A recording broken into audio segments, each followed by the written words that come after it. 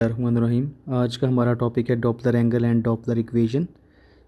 हमने सबसे पहले लास्ट लेक्चर के अंदर हम लोगों ने पढ़ा था कि डॉपलर इफ़ेक्ट होता क्या है। हमने बोला कि डॉपलर इफ़ेक्ट ये है कि अगर तो चेंज हो रही हो फ्रीक्वेंसी की relative to the motion, either वो ऑब्जर्वर की हो या वो सोर्स की हो, तो जिस डायरेक्शन के अंदर मूव कर रहा होता है सोर्स या ऑब्जर्वर, उस डायरेक्शन के अंदर क्या होती है, फ्रीक्वेंसी इंक्रीज़ हो जाती है। फॉर एग्जांपल अगर हम इस इमेज की बात करें, इसके अंदर मूव कर रहा है पॉइंट ए से पॉइंट बी की तरफ इमेज, तो हमारे पास जिस डायरेक्शन के अंदर मूव कर रहा है उस साइड के ऊपर जो रिसीव्ड फ्रीक्वेंसी है, जो आगे की तरफ खड़ा हुआ ऑब्जर्वर होगा, उसको जो रिसीव हो रही होगी फ्रीक्वेंसी, वो क्या हो रही होगी, ज़्यादा रिसीव हो रही होगी एक्चुअल की निस्बत। ठीक है, ये लास्ट लेक्चर के लिए लास्ट लेक्चर के अंदर हम ये क्लियरली डिफाइन कर चुके हैं। अगर आपको समझ ना आ रहा हो तो आप पिछला लेक्चर देख सकते हैं।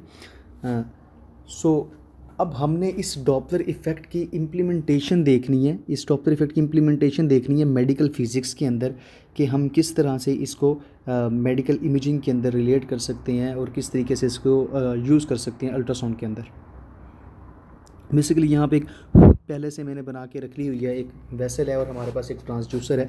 आपको पता है एक ब्लड वेसल्स के अंदर बहुत ही छोटे छोटे और टाइनी पार्टिकल्स होते हैं, जिस तरह के उसके अंदर आरबीसीज़ होते हैं, प्लेटलेट्स होते हैं, डब्ल्यूबीसीज़ होते हैं और बाकी ब्लड के कंटेंट्स होते हैं।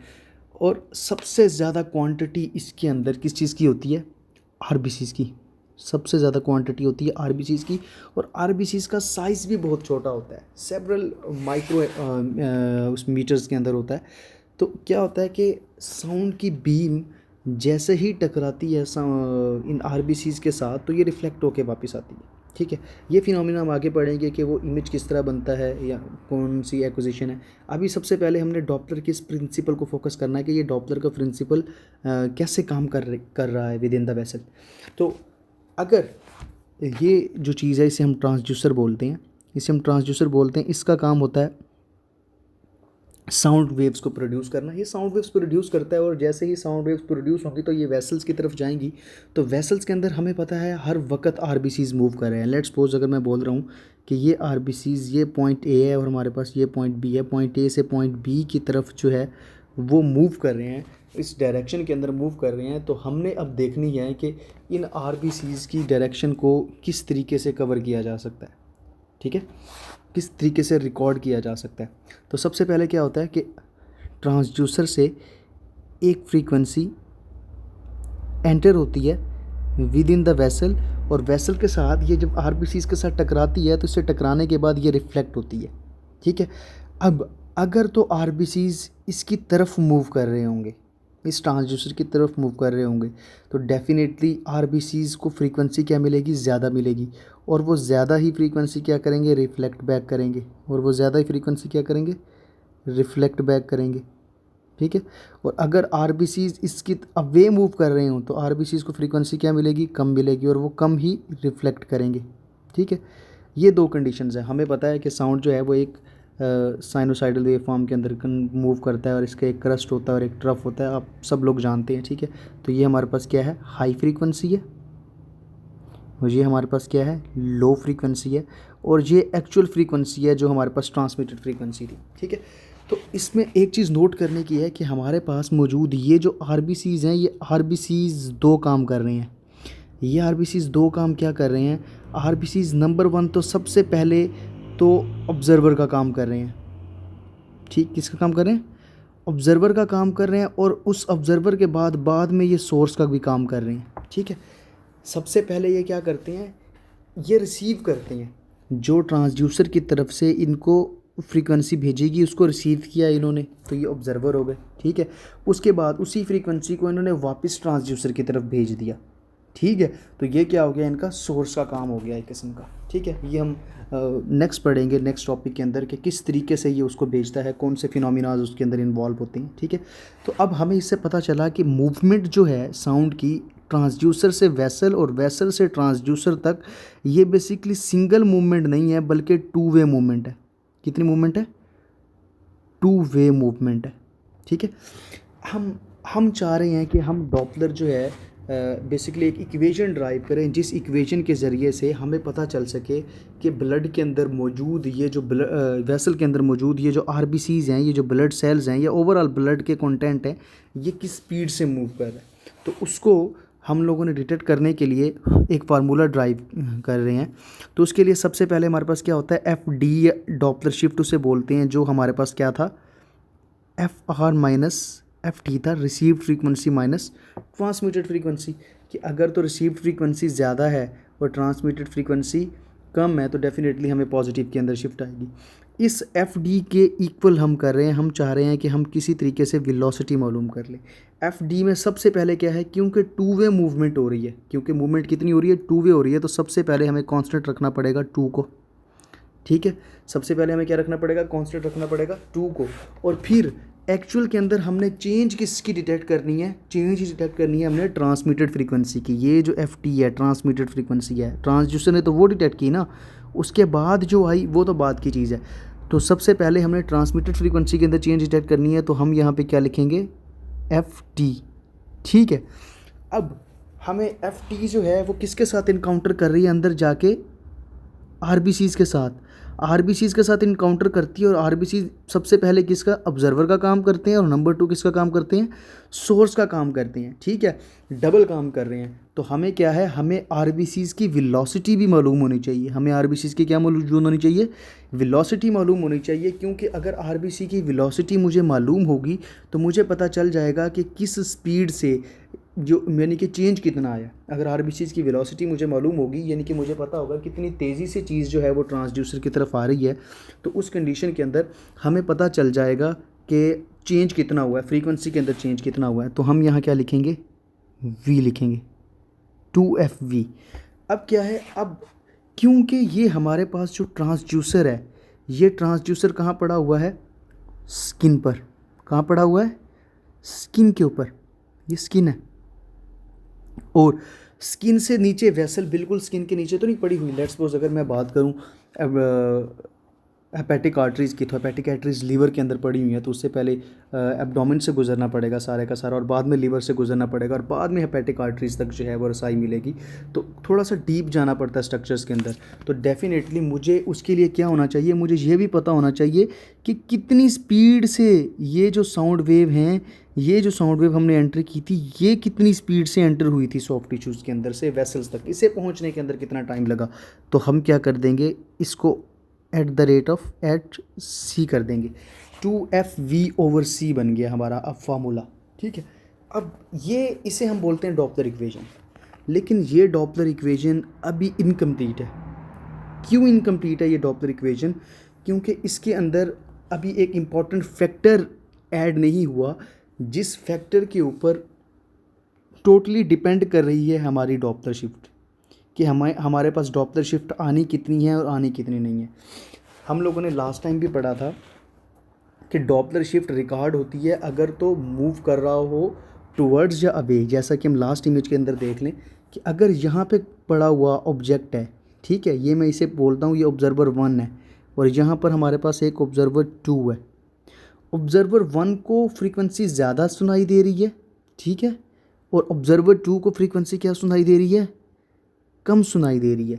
क्यों ज़्यादा या कम सुनाई दे रही है, क्योंकि ऑब्जर्वर 1 की तरफ आ रही है, ऑब्जर्वर 1 की तरफ मूव कर रही है, यानी कि तकरीबन उसके टुवर्ड्स आ रही है। एंगल कितना हो गया यहाँ पे, लेट्स सपोज एंगल यहाँ पे कितना है, 0 डिग्री का। ठीक है, और इसके क्योंकि अपोजिट जा रही है, लेकिन यहाँ पे भी एंगल 0 डिग्री का है, तो यहाँ पे भी हमें बिल्कुल क्लियरली पता चल रहा है। लेकिन अगर मैं साइड वेव्स देखूँ तो यहाँ पे हर डायरेक्शन के अंदर डिफरेंट है। यहाँ पे शिफ्ट का चेंज डिफरेंट है, यहाँ पे डॉपलर की फ्रीक्वेंसी डिफरेंट चेंज हो रही है, इस एंगल पे डिफरेंट चेंज हो रही है। ठीक है, इस एंगल पे डिफरेंट चेंज हो रही है, इस एंगल पे डिफरेंट चेंज हो रही है। ठीक है, यानी कि हर पॉइंट के ऊपर खड़ा हुआ ऑब्जर्वर, अगर इसे पॉइंट 3 का नाम दिया जाए, इसे पॉइंट 4 का नाम दिया जाए, तो हर पॉइंट के ऊपर खड़ा हुआ ऑब्जर्वर एक डिफरेंट फ्रीक्वेंसी ऑब्जर्व करेगा। क्या करेगा, एक डिफरेंट फ्रीक्वेंसी ऑब्जर्व करेगा। ठीक है, तो ऐसा ही ब्लड वेसल्स के साथ है। ठीक है, तो सबसे पहले हम कहते हैं कि अगर हमारे पास ये ट्रांसड्यूसर है, और ट्रांसड्यूसर जो है ये एक हमारे पास जो इमिट कर रहा है, जो भेज रहा है, वो 90 डिग्री के ऊपर जा रही है पल्स। किस पे जा रही है, 90 डिग्री के ऊपर पल्स जा रही है। और हमारे पास आरबीसीज बिल्कुल सीधे जा रहे हैं, राइट एंगल, एक 90 डिग्री का एंगल बन रहा है ब्लड वेसल के दरमियान, यानी कि ये ब्लड का आ रहा है और ये वेसल का आ रहा है, तो ये क्या है 90 डिग्री का एंगल बन रहा है। इस 90 डिग्री के एंगल के ऊपर कैसे डिटेक्ट होगी, कितनी कितनी एक्यूरेसी के साथ जो है फ्रीक्वेंसी चेंज डिटेक्ट होगी। ये ऐसा ही है कि अगर आप अपने दोनों आंखों के गिर्द एक सियाह बोर्ड लगा लें थोड़ा सा लंबा करके, ताकि आपकी आंखें बिल्कुल भी साइड पे ना देख सकें, तो आप देखेंगे आपकी आंखें बिल्कुल स्ट्रेट लाइन के अंदर सिर्फ देख रही हैं, और आपके बिल्कुल सामने से कोई भी शख्स गुजर के जाए तो आपको ये तो पता चल जाएगा कि वो गुजर रहा है, लेकिन ये नहीं पता चलेगा कि वो कितनी स्पीड से गुजर रहा है या नहीं गुजर रहा, ठीक है। और उसकी मूवमेंट भी डिटेक्ट होगी तो बड़ी मिनिमम से डिटेक्ट होगी। और इसी कवर के साथ अगर बिल्कुल एक शख्स आपके सामने से आ रहा हो, बिल्कुल आपके सामने से आ रहा हो, तेज़ी से भागता हुआ या स्लो, तो आप उसको बड़े आराम से डिटेक्ट कर लोगे, ठीक है। तो इसीलिए इस वक्त इस वेसल के पास क्या है, इस वेसल के पास इस वक्त लिमिटेड मूवमेंट है, ठीक है। ये इसके पास कितना टाइम फ्रेम है, इस वेसल के दौरान जितनी देर के अंदर ये एक छोटी सी ये जो है साउंड वेव गई थी, इस वेव के ने जब तक यहाँ पे पहुँची उस वक्त आरबीसीज यहाँ पे मौजूद थी, ठीक है। जितनी देर के अंदर अगली वेव यहाँ पे आई, ये आरबीसीज यहाँ से निकल के इस जगह पर पहुँच गई, ठीक है। तो दोनों जो है वो मूवमेंट को डिटेक्ट ना कर सकी। मूवमेंट को डिटेक्ट कब कर सकेगी ये आरबीसीज, जब हमारे पास ट्रांसड्यूसर यहाँ पे पड़ा होगा बिल्कुल पैरेलल, और यहाँ से साउंड बीम इमिट हो रही हो वेसल के अंदर, और ये जाके वेसल के साथ टकराएं और हमें बता देंगी ईजीली कि जो है आरबीसी किस स्पीड से मूव कर रहे हैं। लेकिन आपको पता है कि ये एंगल जो है बिल्कुल भी अचीवेबल नहीं है, ये एंगल जो है बिल्कुल भी अचीवेबल नहीं है। क्यों? क्योंकि वेसल को अगर हमने डिटेक्ट करना है, तो वेसल को डिटेक्ट करने के लिए हम सहारा लेने के लिए मजबूर हैं स्किन का, क्योंकि हम तो अंदर नहीं जा सकते बिल्कुल, और ये मुमकिन भी नहीं है कि बिल्कुल वेसल के फेस के आगे बिल्कुल ही पैरेलल आप साउंड बीम एंटर कर दें। तो हमें क्या करना है, बीच का कोई रास्ता लेना है, यानी कि इस 90 डिग्री से लेके इस 0 डिग्री के दरमियान में कोई रास्ता तलाश करना है। और ये रास्ता हमें मिलता है ऑलमोस्ट हमें 45 डिग्री, 75 डिग्री या 30 डिग्री, ठीक है, इन 3 डायरेक्शन के ऊपर। अब आप देखें कि सबसे ज़्यादा एक्यूरेट एंगल कहाँ पे आ रहा होगा, सबसे ज़्यादा वेलोसिटी कहाँ पे डिटेक्ट हो रही होगी, सबसे ज़्यादा फ्रीक्वेंसी चेंज कहाँ पे डिटेक्ट हो रही होगी, वो इस पोजीशन के ऊपर है, पॉइंट ए के ऊपर। यहाँ पे मैं बोलता हूँ कि लेट्स सपोज 30 डिग्री है, ठीक है, उसके बाद 45 डिग्री, ठीक है, और बीच में यहाँ तक तकरीबन 60 डिग्री हमारे पास आ जाता है, ठीक है। तो आइडियली क्या है, आइडियली हमने अपनी प्रोब को एंगल देना होता है 60 डिग्री से लेके 30 डिग्री तक, ताकि इस 60 डिग्री से 30 डिग्री के दरमियान में हमें क्या हो सके, हमें एक बेस्ट पॉसिबल फ्रीक्वेंसी डिटेक्ट हो सके, फ्रीक्वेंसी शिफ्ट डिटेक्ट हो सके। तो इसी वजह से हम क्या करते हैं, हम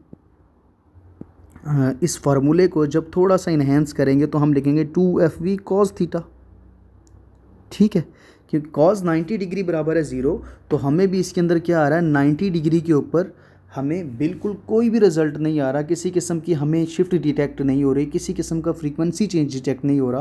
तो इस वजह से हम क्या कहेंगे, cos 90 degree is equal to 0, so हमने cos थीटा एंटर कर दिया, और cos 0 degree is equal to 1, और हमें पैरेलल जो है वो मैक्सिमम डिटेक्ट हो रहा था, लेकिन हमने cos थीटा कितने पे डिटेक्ट वो करना है, यूज़ करना है, इसको चेंज कितना देना है 30 डिग्री से लेके 60 डिग्री तक की चेंज देनी है हमें, ताकि हमें मैक्सिमम से मैक्सिमम डॉपलर शिफ्ट डिटेक्ट हो सके, ठीक है।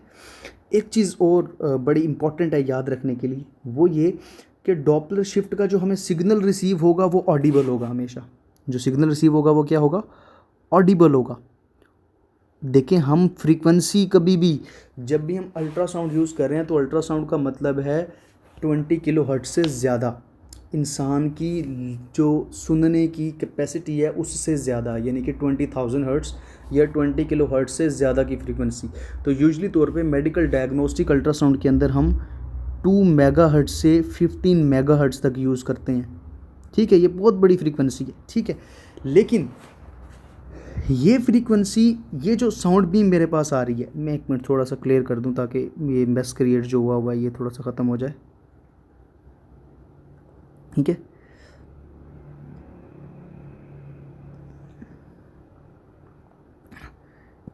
क्या है कि ये जो ट्रांसड्यूसर जो है, ये जो पल्स भेज रहा है, इस पल्स की फ्रीक्वेंसी है लेट्स सपोज 4 मेगाहर्ट्ज़। कितनी है? 4 मेगाहर्ट्ज़। ठीक है, तो हम मेरा ब्लड जो है वो तो बड़ी कम स्पीड से मूव कर रहा है, हो सकता है ये 25 सेंटीमीटर पर सेकंड की स्पीड से मूव कर रहा हो, 25 सेंटीमीटर पर सेकंड की स्पीड से मूव कर रहा हो। तो इसका मतलब है जब फ्रीक्वेंसी चेंज आएगा वो बहुत कम होगा। फ्रीक्वेंसी चेंज कितना आएगा? बहुत कम होगा। यानी कि अगर 4 मेगाहर्ट्ज़ ट्रांसमिट की गई थी तो और ये जो आरबीसीज हैं ये टुवर्ड्स द ट्रांसड्यूसर मूव कर रहे हैं, तो इस टुवर्ड्स द ट्रांसड्यूसर के मूव करने की वजह से उसकी वजह से जो फ्रीक्वेंसी इंक्रीज़ हुई, जो चेंज डिटेक्ट हुई, वो कितनी थी? वो थी 4 मेगाहर्ट्ज़। ठीक है, और साथ में इजाफा हुआ हमारे पास 1.3 किलोहर्ट्ज़ का या 1300 हर्ट्ज़ का। ठीक है, सिंपल आप कह लें। तो हम क्या करेंगे, इसमें से जब ये माइनस करेंगे तो हमारे पास डॉपलर शिफ्ट कितनी आ जाएगी? 1.3 किलोहर्ट्ज़। ठीक है, 1.3 किलोहर्ट्ज़ तो हम सुन सकते हैं।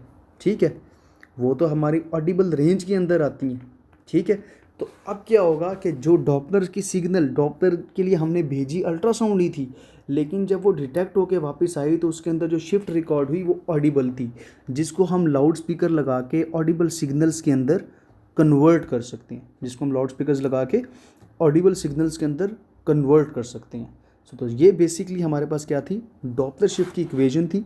इस डॉपलर शिफ्ट की इक्वेशन को हम कन्वर्ट भी कर सकते हैं वेलोसिटी डिटेक्ट करने के लिए। फॉर एग्जांपल कैसे हम इसे कन्वर्ट करेंगे? लेट्स सी।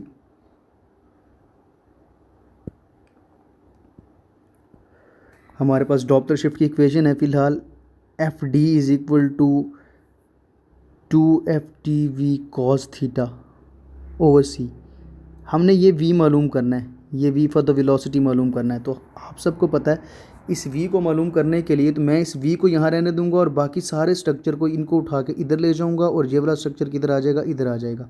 तो क्या होगा कि ये वाला v यहाँ पे रहेगा और एफ डी के साथ नीचे वाला स्ट्रक्चर जो सी था ये ऊपर की तरफ चला जाएगा। Simple mathematics. ठीक है, एफ डी इंटू सी ओवर जो ऊपर वाले स्ट्रक्चर थे क्या थे? 2FT cos theta. ठीक है, तो इस फार्मूले के तहत हम क्या कर लेंगे, जो वेलोसिटी ऑफ द ब्लड है वो मूव कर लेंगे। अगर अगर अगर अगर हमें एफ डी मालूम है तो, यानी कि हमें डॉपलर शिफ्ट मालूम है तो। ठीक है, और अगर हमें वेलोसिटी मालूम है तो हम एफ डी मालूम कर सकते हैं, और अगर एफ डी मालूम है तो हम वेलोसिटी मालूम कर सकते हैं। आप देख रहे हो कि एफ डी जो है वो डायरेक्टली प्रोपोर्शनल है किसके? वेलोसिटी के। इसका मतलब है जितनी ज़्यादा वेलोसिटी होगी उतना ज़्यादा डॉपलर शिफ्ट के अंदर चेंज आएगा, आइदर वो पॉजिटिव हो या वो नेगेटिव हो। और जितनी ज़्यादा जो है वो डॉपलर शिफ्ट के अंदर चेंज आएगा उतनी ज़्यादा क्या हो रही होगी? वेलोसिटी आइदर इंक्रीज़ हो रही होगी या डिक्रीज़ हो रही होगी। होपफुली आप लोगों को आज का लेक्चर जो है समझ आया होगा। नेक्स्ट लेक्चर के अंदर हम डिस्कस करेंगे कि कौन कौन से प्रिंसिपल्स मैटर करते हैं डॉपलर के सिग्नल भेजने के अंदर और रिसीव करने के अंदर। ठीक है।